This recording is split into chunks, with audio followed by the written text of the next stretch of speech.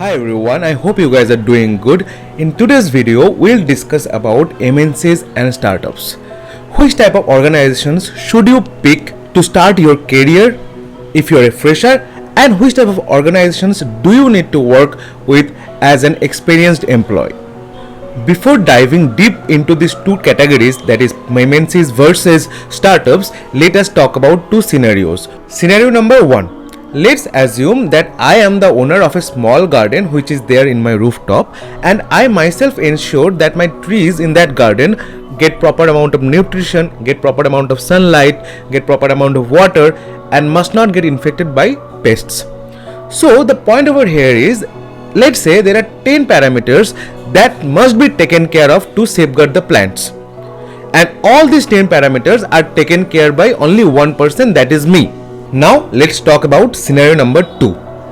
Let's say again I have a garden, but now this is not a small rooftop garden, but it is a big garden which is almost spreaded around 1 acre of land. So as you can see over here is that the garden is now big, and I will not be able to take care of the entire garden by myself. Henceforth, I have appointed few gardeners who will be looking after my garden. Let's say one is for watering, one is for spreading the pesticides, one is for providing the proper nutrition to the plants, one is for cleaning the entire garden, and so on and on. The first scenario that I have talked about was the scenario of a startup where you are an one-man army. So if you join a startup, you have to remember that from the start to the end, the entire work will be done by solely you. Whereas in the second scenario, we have seen that there were different people for different jobs. So that is the case of an MNC. So in the first scenario, it is jack of all trades, and in the second scenario, that is in the case of MNCs, you have to be the master of one. To make this a bit easier, let us take an example. Let's say there are two companies who are making market research reports. One is a startup and the other one is an MNC. So in the startup, if there are 10 modules that is need to be presented in the market research report, let's say that making the database, doing the forecasting, writing the theoretical part, and doing 5 more types of analysis, let's say SWOT analysis, patient analysis, and much more. So in the startup, you have to do all this analysis by yourself.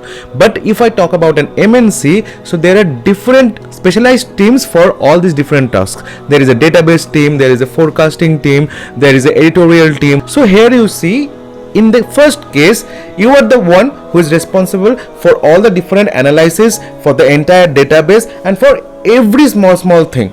But in an MNC, you are specialized to do only one thing. Let's say you are a master of building databases, then you are in the database team. You are very good at forecasting, then you are in the forecasting team. You are very good in editing things, so you are in the editorial team, and just like that. Now, after judging these two parameters, if you are confused that as a fresher, which type of company should you choose? It should be a MNC or it should be a startup, or maybe as an experience you are still confused which to choose, then you are absolutely at the right place. Hi everyone, this is Souvik Mohanta, and without further ado, let's us discuss about the pros and the cons of both startups and MNCs in the form of few points. Now, point number 1, work-life balance. From both the scenarios that we have discussed in the initial part of this video, we have understood that in case of scenario 1, there is just a single person doing multiple jobs, whereas in case of scenario 2, there is a single person assigned a particular job. So if you are someone belonging from the first scenario, then you have to understand that you are not falling under the 9 to 5 concept. You have to go beyond this 9 to 5 concept and work more. Henceforth, your work-life balance will be hampered. But if we talk about scenario 2, since the person is assigned a particular job, so naturally he will fall under the 9 to 5 concept, and under natural circumstances, the person will have a good work-life balance. Point number 2, stability and job security. In the present times, India had witnessed a huge growth in the number of startups growing all over India. But again, we have seen that how these startups had failed drastically just within 3 years of their launch. Again, the number of cases for mass firings are also very common in these startups. So we can assume like that in most of the cases that startups are almost like Chinese products, chale to chand tak, nahi to aaj raat tak. Whereas MNCs are much more organized and structured, as it is existing in the market from a longer period of time, have got some high paying clients and many other extra perks associated with them. Henceforth, we can conclude that working in an MNC will give you much more job stability as well as security as compared to a startup. Before joining in any kind of firm, either it is an MNC or a startup, you must ensure one thing, that is either you learn or you earn. So our point number 3 will be income and future scope, and point number 4 will be your learning curve. Now talking about income opportunities, in an MNC the income opportunities are quite good. You get a handsome salary along with few additional perks associated with it. Adding a cherry onto the cake, there are also fixed annual or quarterly appraisal cycles where you get good amount of bonuses and increments. Whereas in a startup, the income opportunities are not also that much good. Your total salary is not at all justified. In fact, it is not even 50% of the total work that you do for your firm. Again, if I talk about the appraisal systems, then it is totally dependent on company success, which is a total gamble. Now talking about scope, the scope is good for both the categories of companies, either an MNC which is running successfully over the years with least amount of risk, or a startup which is existing in the market but there is a higher amount of risk. Now this comes with a caveat that you must be a constant learner.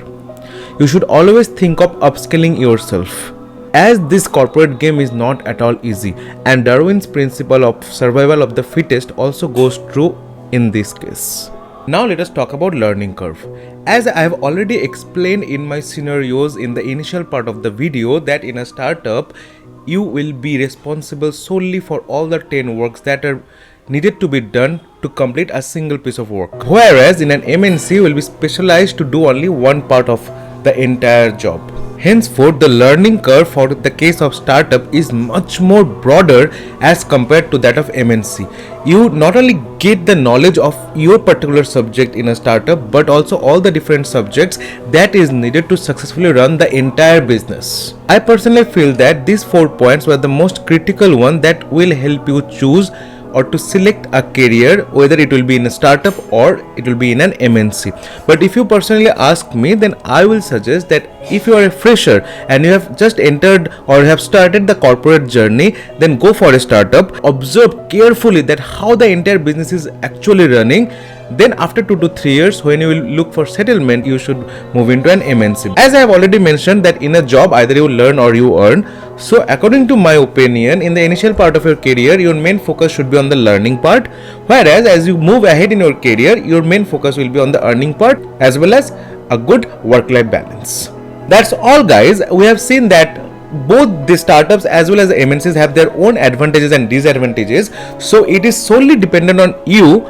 You should make your own priority list and assign yourself that okay, this is good for me, this is bad for me, and all that. Just give numbers to these priorities one by one, and then select whether you are a good fit for an MNC or a good fit for a startup.